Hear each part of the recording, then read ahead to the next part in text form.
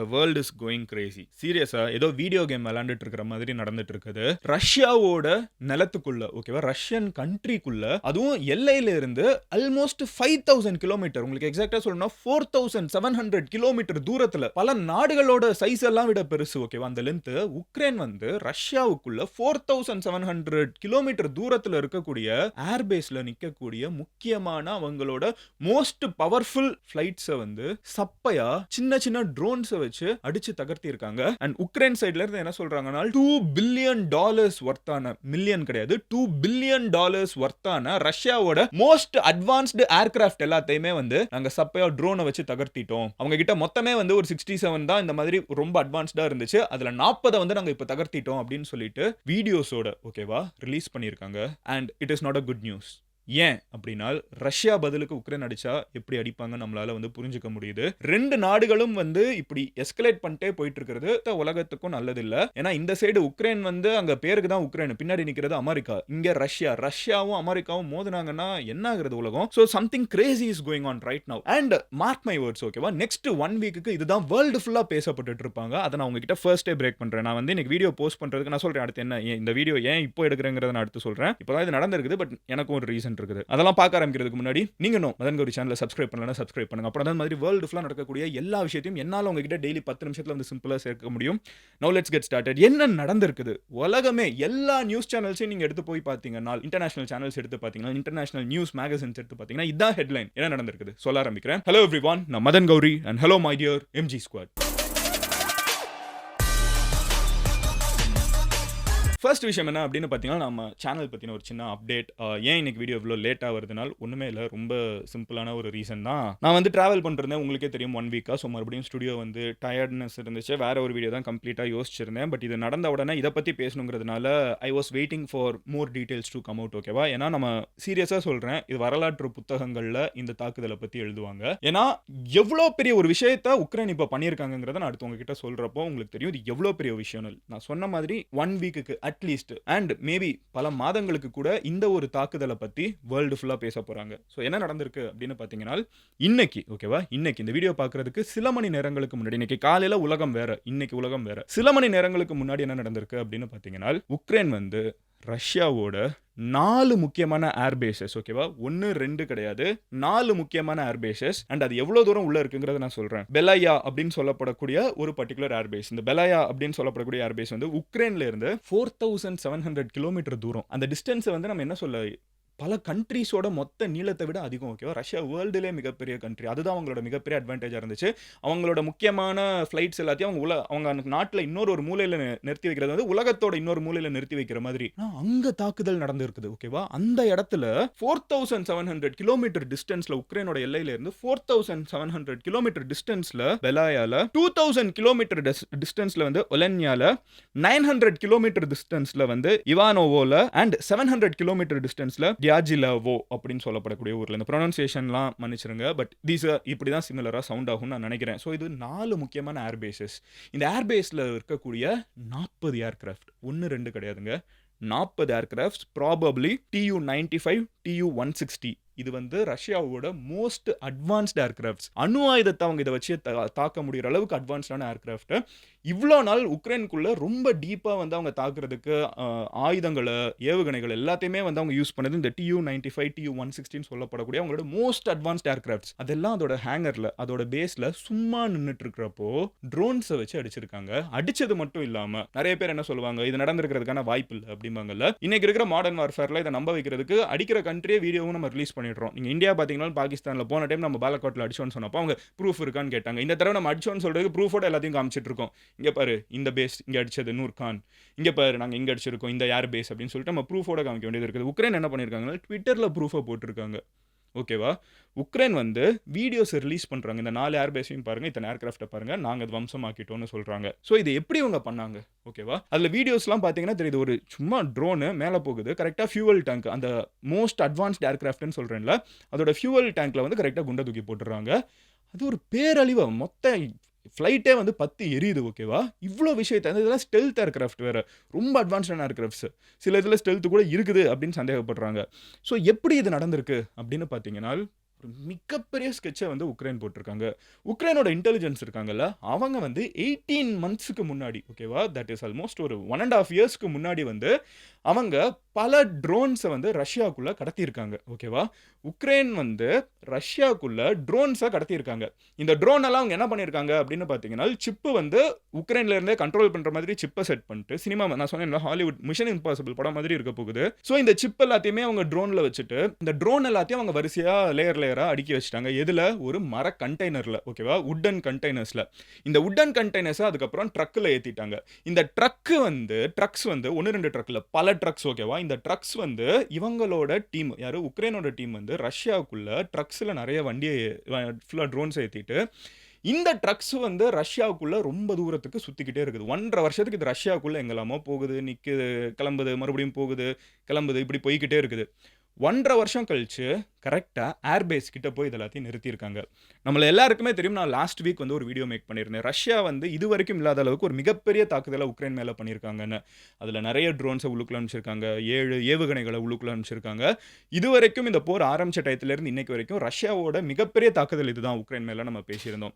Russia வந்து ஏன் இவ்வளவு பெரிய தாக்குதலை உக்ரைனுக்குள்ள பண்ணியிருக்காங்கன்னா, ரொம்ப சிம்பிளான ரீசன். அமெரிக்கா வந்து பயங்கரமா இந்த அமைதி பேச்சுவார்த்தைக்கு புஷ் பண்ணிட்டே இருக்காங்க. ஸோ அமைதி பேச்சுவார்த்தைன்னு ஒண்ணு நடந்துருச்சுன்னா, இதுவரைக்கும் நீ பிடிச்சது உனக்கு, மீதி உனக்கு அப்படின்னு சொல்லி பிரிச்சு கொடுக்க வாய்ப்பு இருக்குது. ஸோ அந்த லாஸ்ட் பிட் அப்படின்னு சொல்லுவாங்கல்ல, இந்த final fight in a dog அப்படிம்பாங்க. அது ஒரு பயங்கரமான ஃபைட். அந்த லாஸ்ட் ஒரு 100 மீட்டர்ஸ், ஒரு பெரிய மேரத்தான் ஓட்டுறவங்க அந்த லாஸ்ட் 100 மீட்டர்ஸ்ல வெறி கொண்டு ஓடுவாங்கல்ல.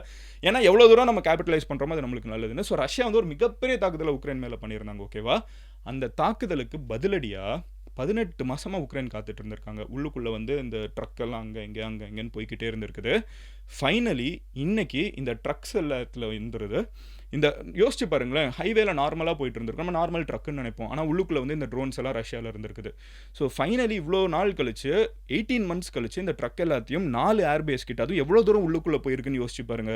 ரஷ்யாவுக்குள்ள 4700 கிலோமீட்டருங்கிறது எனக்கு கம்பேர் பண்றதுக்கு எந்த எல்லையிலேருந்து எந்த எல்லை சொல்றதுன்னு கூட தெரியல. கிரேசிங்க. நீங்க வந்து ரோடு வழியா நீங்க வந்து டெல்லியிலேருந்து நீங்க எங்கேயாவது ரஷ்யாவுக்கு போய் பாருங்க, ஒரு பீஜிங்க்கு போய் பாருங்க. நம்ம நாடை தாண்டி போயிடணும், அவ்வளோ தூரம். ஓகேவா, அவ்வளோ தூரத்துக்கு ரஷ்யாக்குள்ளேயான, Russia it's the world's biggest country. So அவங்க கிட்ட அவ்வளோ பெரிய ஒரு எல்லை இருக்குது. ஸோ ரஷ்யா அவங்க ஏன் வந்து இந்த ஃப்ளைட்ஸ் எல்லாம் அங்கே நிறுத்தியிருக்காங்கிறதுலேயும் ரீசன் இருக்குது. இந்த சைடு உக்ரைனோட பார்டர் கிட்ட நிறுத்தியிருந்தாச்சுன்னா இவங்க பதிலுக்கு அடிக்கிறதுக்கு வாய்ப்பு இருக்குது. ரஷ்யாவோட இன்னொரு எல்லையில் நிறுத்துறது பல நாடுகளை தாண்டி நிறுத்துறதுக்கு சமம்.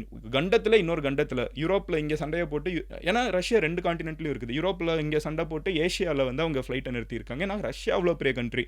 அவங்களோட கண்ட்ரியில் வந்து ஒரு சைடு ஒரு காண்டினென்ட், இன்னொரு சைடு இன்னொரு காண்டினென்ட்டும் இருக்குது.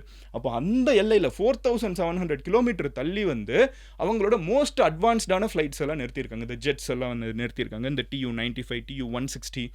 ஏன்னா அவங்க அங்கேருந்து அடித்தாலே இது உக்ரைனுக்கு வரும். அவ்வளோ அட்வான்ஸ்டான மிசைல் சிஸ்டம்ஸ்லாம் அவங்க கிட்ட இருக்குது. அந்த ஃப்ளைட்ஸ் எல்லாம் அங்கே ரொம்ப சேஃபாக தள்ளி நிறுத்தியிருக்காங்க. ஆனால் உக்ரைன் என்ன பண்ணியிருக்காங்க, இந்த குட்டி குட்டி ட்ரோன்ஸ் எல்லாத்தையும் உள்ளுக்குள்ளே இறக்கி விட்டு இதை வந்து பல நாள் சுத்த விட்டு இவ்வளோ தூரம், ஓகேவா, 1-2 இல்லை, 4700 கிலோமீட்டர் தூரத்தில் இருக்கக்கூடிய பெலாயா அப்படிங்கிற ஏர்பேஸில், ஓகேவா, அங்கே ஒலென்யா, இவானோவோ அண்ட் டியாஜிலோவோ அப்படின்னு சொல்லப்படக்கூடிய ஆயிரக்கணக்கான கிலோமீட்டர் தள்ளி இருக்கக்கூடிய ஏர்பேசஸில் வந்து இந்த ட்ரோன்ஸ் ஒரே நேரத்தில் பல ட்ரோன்ஸ், ஸ்வாம்ஸ் ஆஃப் ட்ரோன்ஸுங்கிறாங்க, ஈமுக்கிற மாதிரி ஒரே நேரத்தில் இந்த ட்ரக்கிலேருந்து வெளியே வந்து கிட்ட இருக்கக்கூடிய ஒரு ஏர்பேஸ் மேலேயும் பறந்து கரெக்டாக இந்த ஃப்ளைட்ஸ் மேலெல்லாம் போட்டிருக்குது. ப்ளஸ் ஏர்பேஸையுமே தாக்கியிருக்கோன்னு சொல்கிறாங்க. ஏர்பேஸ் ரொம்ப முக்கியம் ஒரு நாட்டுக்கு. காரணம் என்னன்னு பார்த்தீங்கன்னா, இங்கே தான் வந்து அவங்களோட முக்கியமான ஏவுகணைகள்லாம் இருக்கும், அணு ஆயுதங்கள் கூட இருக்கலாம்.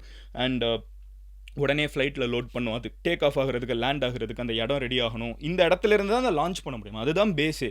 அந்த மாதிரி 4 ஏர்பேஸை கம்ப்ளீட்டாக தகர்த்திருக்காங்க அப்படிங்கிறது வந்து அப்சல்யூட்லி கிரேசி. ஓகேவா, இதை வந்து இப்போது உக்ரைன் பண்ணியிருக்காங்க. கண்டிப்பாக இதை வந்து உக்ரைன் தனியாக பண்ணிட்டாங்க அப்படின்னு சொன்னால் அது நம்ம ஏற்றுக்கவே முடியாது. காரணம் என்னன்னு பார்த்தீங்கன்னா, உக்ரைனுக்கு பின்னாடி இருக்கக்கூடிய யூஎஸ் அப்படின்னு சொல்லப்படக்கூடிய இந்த மிகப்பெரிய சக்தியை வந்து இதுக்கு சப்போர்ட் பண்ணியிருக்க வாய்ப்பு நிறைய இருக்குது இன்டெலிஜென்ஸ்க்கு. அண்ட் ரஷ்யா வந்து ஒரு மிகப்பெரிய யானை, அந்த யானையோட காதுக்குள்ளே வந்து ஒரு எறும்பு போய் இந்த மாதிரி குடஞ்சி விட்டுருச்சு. பதிலுக்கு அந்த யானை என்ன பண்ணுன்னு இருக்குல்ல, வெயிட்டிங் ஃபார் தட் நியூஸ். ஓகேவா, இது வரைக்கும் எனக்கு கன்ஃபார்ம் ஆகலை. என்னன்னு பார்த்தீங்கன்னா, Russia has sent back the largest drone sets ever into Ukraine. ஓகேவா? இப்போதைக்கு நான் நியூஸ் பார்த்த வரைக்கும். But I am waiting for more confirmation. So அதனால இதை ஸ்பெகுலேஷன் லெவல்லே வச்சுப்போம். ரஷ்யா வந்து அவங்களோட மிகப்பெரிய ட்ரோன் ஸ்வாம்ஸ், நூற்றுக்கணக்கான ட்ரோன்ஸை வந்து உக்ரைனுக்குள்ள அனுப்பிச்சிருக்காங்கன்னு சொல்லப்படுது. Let's wait. நம்மளுக்கு வந்து இன்னும் கொஞ்சம் நாள் அது என்னங்கிறது டீட்டெயிலாக வெளியே தெரிய வரும். ஸோ ரஷ்யா ஆனால் சும்மா இருக்க போகிறது இல்லைங்க. ரஷ்யா வந்து ஒரு மிகப்பெரிய தாக்குதலை பதிலுக்கு செய்வாங்கங்கிறது வந்து இட்ஸ் எவ்ரி ஒன்ஸ் கெஸ். இது வந்து ஒரு பெரிய கஷ்டமான ஒரு விஷயம் கிடையாது. ஆனால் எனக்கு என்ன தோணுதுனால், யூஎஸ் அப்படிங்கிற ஒரு மிகப்பெரிய சக்தி வந்து ரஷ்யாவை டைரக்டாக சண்டை போடாமல் உக்ரைன் அப்படிங்கிற ஒரு நாட்டை நிற்க விட்டு சண்டை போடுறப்போ, உக்ரைன்கிற ஒரு நாடு தான் எல்லா அடியும் தாங்க போறாங்க, வாங்க போறாங்க, எல்லாமே நடந்துட்டு இருக்க போகுது. உக்ரைனிய மக்கள் அவங்களுக்கு வந்து கண்டிப்பா இது நல்ல நியூஸ் கிடையாது. ஏன்னா ரஷ்யா வந்து மறுபடியும் அமெரிக்கா வெடிக்க போறது இல்லை. இங்கே தான் பண்ணுவாங்க. ஸோ இதுதான் இப்போ அங்கே நடந்துட்டு இருக்குது. அண்ட் ஏன் உலகத்துக்கு இது நல்லது இல்லை அப்படின்னு பார்த்தீங்கன்னா, 21st செஞ்சுரியில் இருக்கும். மனிதர்கள் வந்து ஆர்டிஃபிஷியல் இன்டெலிஜென்ஸை பற்றி பேசிட்டு இருக்கோம். கண்ட்ரீஸா வந்து நம்ம இஸ்ரோ நம்ம வந்து வானத்துக்கு போகணும், நிலாவுக்கு போகணும், மார்ஸ்க்கு போகணும்னு யோசிச்சுட்டு இருக்கோம். இன்னும் பக்கத்து நாட்டுக்குள்ள போய் வந்து இந்த மாதிரி இந்த பாகிஸ்தான்காரங்க வந்து உள்ளுக்குள்ள வந்து அடிக்கடி நோண்டிட்டு இருக்கிற மாதிரி பண்றது வந்து ஹியூமனிட்டிக்கு நல்லது கிடையாது. அது மொத்த மனித இனமா முன்னேறதுக்கு நல்லது கிடையாது. அந்த காலகட்டத்தெல்லாம் முடிஞ்சு நம்ம வாழ்ந்துட்டு இருக்கோம். India is one of the global leaders. இன்னைக்கு நம்ம வந்து ஒரு முன்னேற்றத்தின் பாதையில் மொத்தமாக சயின்ஸ் அண்ட் டெக்னாலஜி அப்படின்னு போயிட்டு இருக்கக்கூடிய காலகட்டத்தில் வாழ்க்கை எப்படி இம்ப்ரூவ் பண்ணுறது, ஹெல்த் கேர் எப்படி இம்ப்ரூவ் பண்ணுறது, இந்த மாதிரி யோசிச்சுட்டு இருக்கிற காலகட்டத்தில் இன்னும் குண்டுகளையும் ஆயுதங்களையும் இப்படி பெருசாக்கிட்டே போகிறது வந்து உலகத்துக்கு அமைதிக்கு நல்லதே கிடையாது. உலகத்தின் அமைதிக்கு சுத்தமாக நல்லது கிடையாது. ரெண்டாவது விஷயம், ரஷ்யா அண்ட் உக்ரைன்ங்கிறது உலகத்தில் இருக்கக்கூடிய முக்கியமான வீட் ப்ரொடியூசர்ஸ். ஓகேவா? ரெண்டு பேருமே.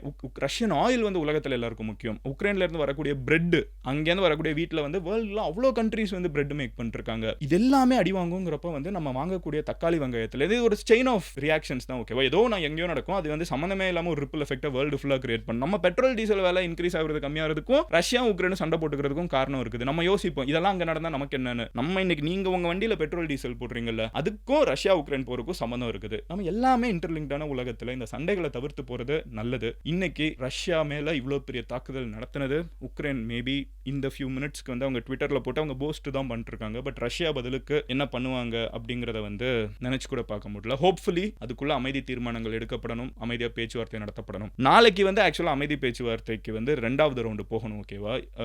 அந்த பேச்சுக்கு முந்தின நாள் இது எதுக்கு உக்ரைன் பண்ணாங்கன்னு தெரியல. But let's wait and see what happens next. இது நடந்துச்சு, நடந்த உடனே உங்ககிட்ட சொல்லணும்னு நினைச்சேன். வேற ஒரு டாபிக் தான் கம்ப்ளீட்டாக ப்ரிப்பேர் பண்ணியிருந்தேன். பட் இதை பார்த்த உடனே இதை உங்ககிட்ட சொல்லணும் இமீடியட். ஏன்னா நாளைக்கு வேர்ல்டு ஃபுல்லாக இதை தான் பேச போகிறாங்க. நாளை கழிச்சு இதை தான் பேசுவாங்க. நான் சொன்ன மாதிரி ரொம்ப நாளைக்கு இதை பேசிட்டு இருக்க போகிறேன். மிகப்பெரிய விஷயம் நடந்திருக்குது. எனவே நான் உங்ககிட்ட அதை சொல்லிட்டேன். பட் இந்த மாதிரி நாடுகள் சண்டைகளை தாண்டி, ஓகேவா, மொத்த மனித இனமா நம்ம முன்னேறணும் அப்படின்னு நினைச்சீங்கன்னா அதுக்கு நம்ம பண்ண வேண்டியது என்ன நினைக்கிறீங்க? Science and technology. நம்ம அதுதான் ஃபோக்கஸ் பண்ண வேண்டியது. ஒரு நாடும் வந்து காம்பீட் பண்றது நாங்க எவ்வளவு அட்வான்ஸ்டா இருக்கோம். இந்தியா காம்பீட் பண்ணது பாருங்க. யூஎஸ் வந்து நாசா வச்சிருந்தா இந்தியா அவங்களோட எப்படி காம்பீட் பண்றோம்? ஆமா, இஸ்ரோ வச்சு நாங்களும் போவோம், மங்கள்யான் அனுப்புவோம், சந்திரயான் அனுப்புவோம். அது சரியான காம்படிஷன். இந்த மாதிரி நாடுகளுக்குள்ள காம்படிஷன் இருக்கிறது மொத்த மனித இனத்துக்கே நல்லது. ஏன்னா சயின்ஸ் அண்ட் டெக்னாலஜியோட டேட்டா வந்து எல்லாரும் ஷேர் பண்ணுவாங்க. ஓவராலா டெக்னாலஜி க்ரோவும், அதுதான் மொத்த மனித இனத்துக்கு, ஹியூமனிட்டிக்கு நல்லது. அதை நோக்கி நம்ம போகணும்னு நினைச்சீங்கன்னா அதுக்கு சரியான சொல்யூஷன் என்னவா இருக்கும்னு நினைக்கிறீங்க? கமெண்ட்ல சொல்லுங்க. நாளைக்கு நான் உங்களை ஒரு வீடியோல பார்க்குறேன். தென் பாய் மதன் கௌரி. நீங்க என்ன பர்சனலாக ஃபாலோ பண்ண நினைச்சீங்கன்னா இன்ஸ்டாகிராமில் மதன் கௌரின்னு சொல்லி சர்ச் பண்ணுங்க. It's verified profile. நீங்க ஈஸியாக வந்து என்ன ஃபாலோ பண்ண முடியும். Love you all. Take care. Bye. Cheers and ஜீஸ். உங்க ஃப்ரெண்ட்ஸ் யாராவது இன்டர்நேஷனல் அஃபேர்ஸ்ல எக்ஸைட்டடா இருப்பாங்கன்னா அவங்க கிட்ட இந்த வீடியோ ஷேர் பண்ணுங்க. Cheers.